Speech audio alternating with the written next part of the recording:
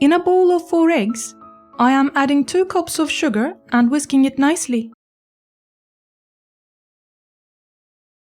I am now adding 3 tablespoons of cocoa powder and continue to whisk it.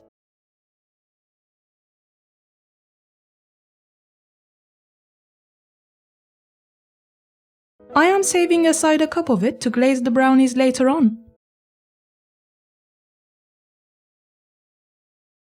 Let's now continue to add other ingredients to the batter. I am adding baking powder, vanilla powder, and a cup of cooking oil to the mix.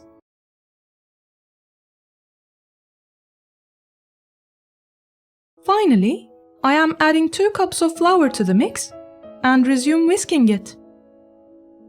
I have rubbed an oven tray with some cooking oil and I am now pouring the batter onto it. My baking tray is 34 centimeters in diameter. I am holding and lightly hitting the tray on the surface so that the batter settles evenly inside it. Now, in a preheated oven, it will bake at 180 degrees Celsius. After you take the cake out of the oven, let it cool down for a few minutes and then pour the glazing over it. Make sure you spread it nicely with a spoon. Our delicious brownies are ready now.